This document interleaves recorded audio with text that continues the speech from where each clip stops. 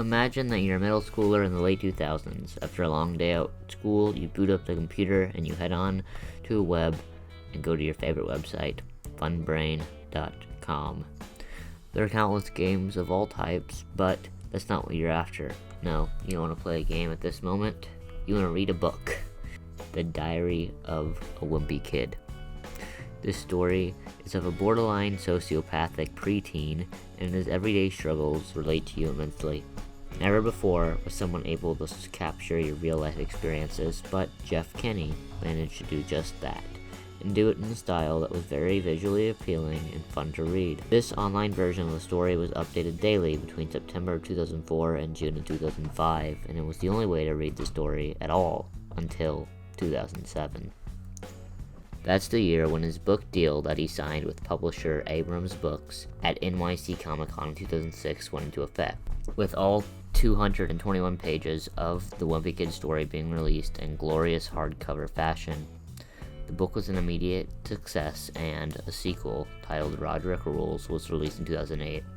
In fact, a new entry in the series has been released consistently on a year-by-year basis every year since.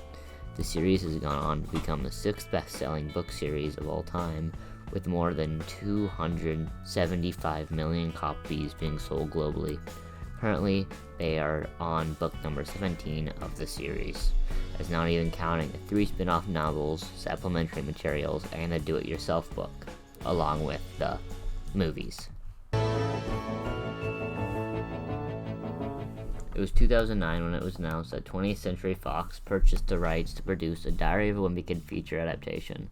The film would be live action but would incorporate elements of animation reminiscent of the book style. It would be directed by director Thor Freudenthal, whose first film, Hotel for Dogs, was released earlier that year. The principal cast members were as follows: Zachary Gordon as the titled Wimpy Kid, Greg Heffley; Devon Bostick as Rodrick, Greg Heffley's older brother; Steve Zahn as Greg's father; Rachel Harris as his mother; Robert Capron played Greg's best friend, Rowley; and Connor and Owen Fielding were twins who both played Greg's younger brother, Manny, in order to get around child labor laws. These actors would go on to appear in the 2 other films that comprised the original Diary of a Wimpy Kid film trilogy.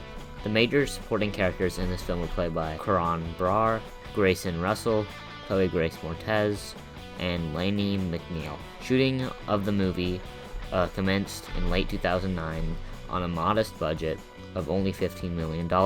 It was released on March the 19th of 2010 and immediately made its production budget back from the first week of release, grossing $25 million.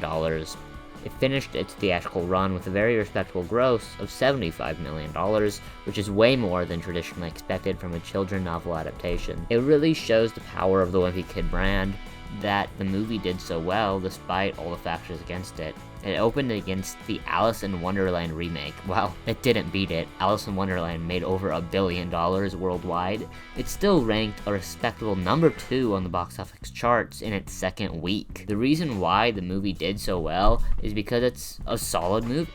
It's generic as far as the story structure goes, but it has some seriously hilarious moments. I'm sorry, women. The whole cast does a great job.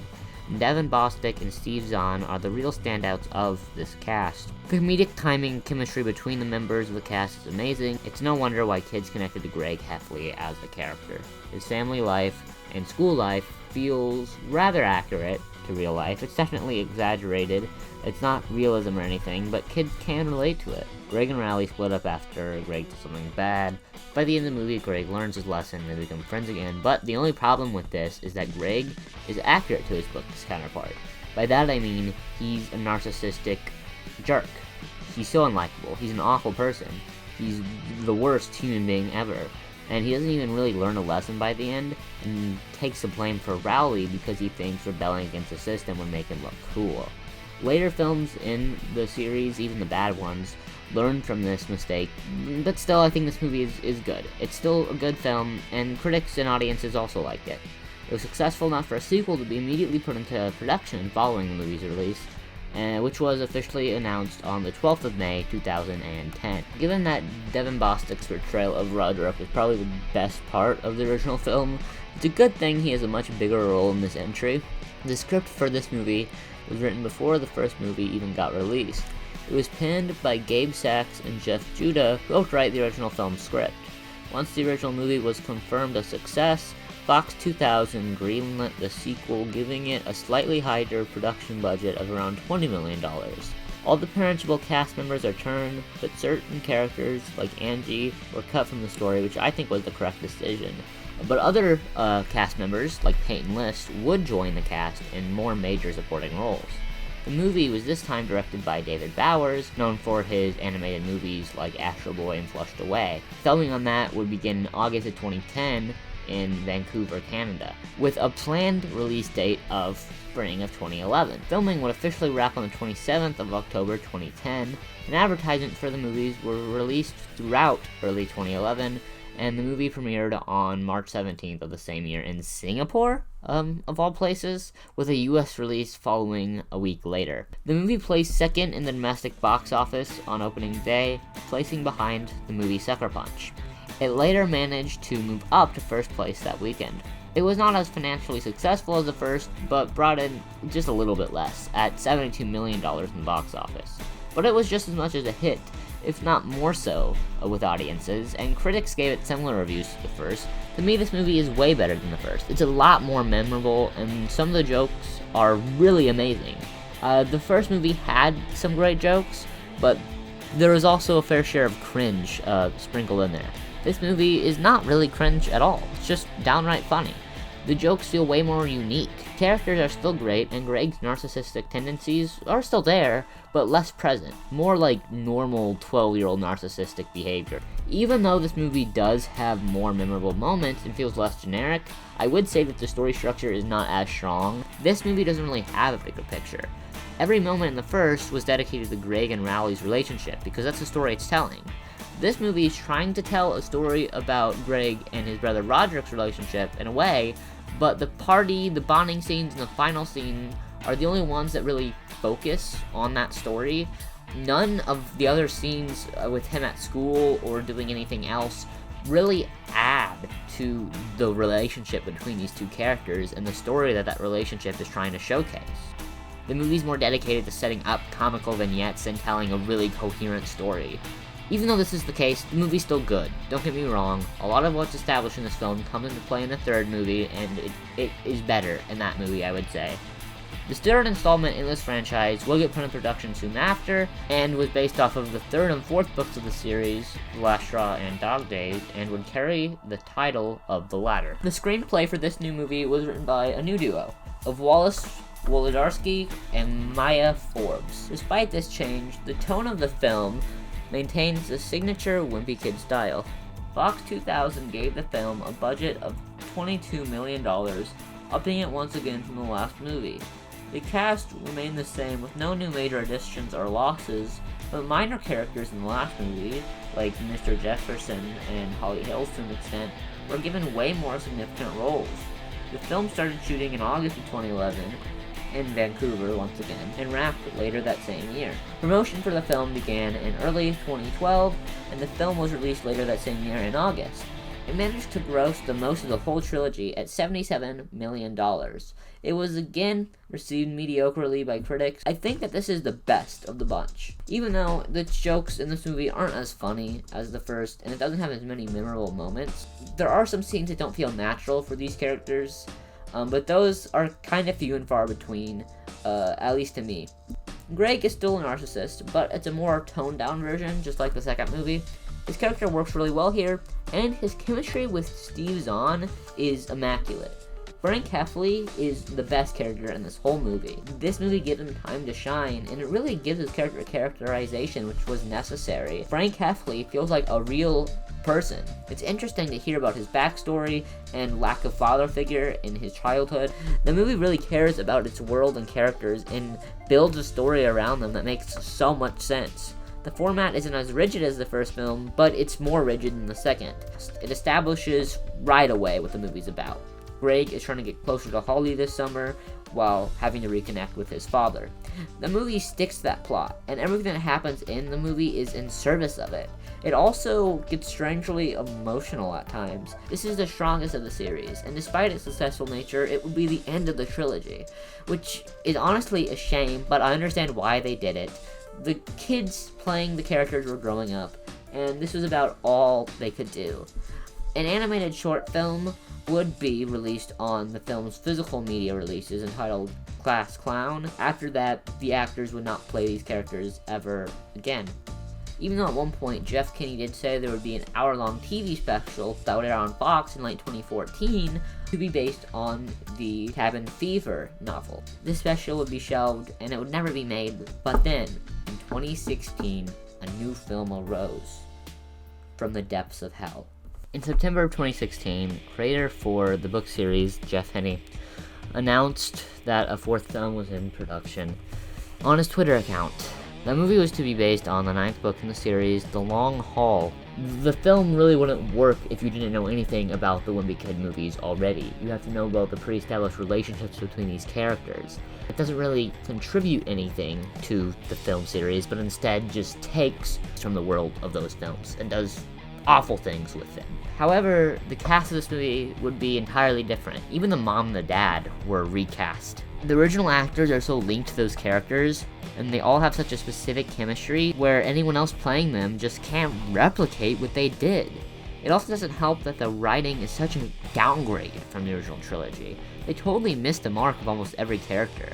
Once deep and interesting, people like Frank and Rodrick have been reduced to low-tier kids movie fodder.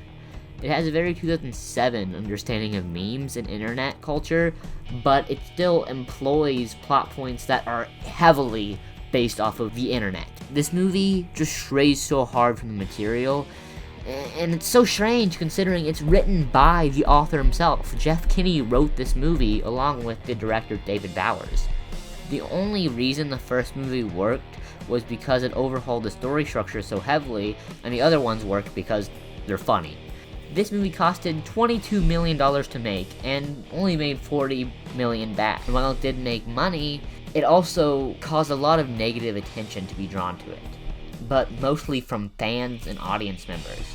There was such an uproar about, specifically, the casting of Rodrick. I do feel bad for the people involved, because I kind of feel like their reputations were tainted from this movie a little bit, and it makes sense why Jeff Kinney specifically tries to hide this movie from ever existing. The only movies he talks about now are the newer ones. In 2018, following the failure of the last film, a new Wimpy Kid movie began production. It was set to be an animated television special. However, the special was halted after the Disney buyout of 20th Century Fox. But this hold didn't last long, because the special was confirmed to be back on, and now was going to be streaming exclusively on the upcoming streaming service, Disney+. On Disney Investors Day, the first sneak peeks of the movie were released, where it was confirmed that these specials would be rebooting the old movie, starting from the original book. The posters and trailer for the movie were released in fall 2021, and the film was released to Disney Plus later that same year, on the 3rd of December. To me, it's bad, but not awful. It's generic, nothing happens. The plot points are the same from the first movie, but it speedruns them. It's over within 58 minutes. It's hard to give your full attention to because it's just not interesting. It's the most uninteresting thing ever. Also, the animation's terrible. They use this 3D CGI Cocomelon aesthetic. It just lacks all the charm of the original book animation. I don't know why they didn't just use that. And also, the dialogue sounds bad. I'm not talking about the performances, but just like the dialogue itself, the quality sounds like it came out of a $5 Walmart microphone.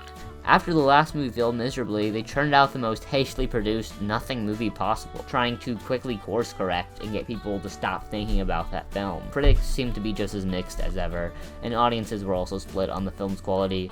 No numbers for the movie were released, but apparently it was somewhat successful, because the second film in the series was announced soon after and released only a year later on the 2nd of December 2022. Diary of a Wimpy Kid, Rodrick Rules, the new one. is the same movie as the first animated film. It's a generic baby movie that has no stakes and is unexciting to watch. Rodrick and Greg's relationship is way more one-sided than in the live-action version. In that version, Devon Bostick played Rodrick in such a way where it felt like he cared about Greg, and he wanted to see him succeed, even though he was kind of hard on him a little bit. He cared for his brother, and as the movie went on, he actually realized he's kind of a cool kid. Rodrick doesn't care about Greg in this movie. He really doesn't. He only cares about himself. He's the most selfish guy ever, and Greg only listens to him because he's easily persuaded. And that makes the part where they're fighting and they stop being friends, they're so lame, because they weren't friends. And also, important plot elements, like the lock on the door and the talent show, don't come in until the scene where they're necessary. When they're cleaning up the house, they don't care about the lock. They never even notice the lock. They're just like, oh no, the door has spray paint on it. Well, we switched out the door. And then later, when it gets revealed that there was a party, Frank says, I knew there was a lock on that door. Why didn't you say anything about it earlier? That's not what made the parents suspicious. Frank was just suspicious for no reason. Nothing matters, nothing makes sense, nothing comes up till when it's necessary, and that makes it just not fun to watch. It's such a passive watching experience. Trying to pay attention to this movie is painful because there's nothing to pay attention to. The movie received mixed reviews once again, and it was just as disliked by audiences as the first, and the style of a Wimpy movie is not loved, no one likes it, even though Jeff Kinney said that he plans to make a movie in this style for every book he's written. Yeah, all 17. There's going to be 17 of these nothing movies. These absolute kid, toddler fodder movies that don't matter and have no stakes and are the least fun thing to watch. And I'm not going to be watching any of them. But that doesn't really matter. I'm not the target demographic. There are proof that good kids movies can exist. Case in point, the original Diary of Wimpy Kid movies. And there shouldn't be this incredibly low bar for what makes a kids movie. Kids movies should be just as smart and intelligent as movies for adults. But given Disney's current business model, I doubt they'll ever make smart kids movies. All they want to do is churn out movies based on pre-existing IPs to make money. That's all they care about, but that doesn't mean we can't look back on the original movies and see them for what they are. Pretty good kids movies. Anyways, if you enjoyed this video, give it a like, subscribe, and tell me what your favorite Wimpy Kid movie is below. Do you like the original trilogy? Do you like these new ones? Let me know down below. Anyways, that's all for now. Bye guys.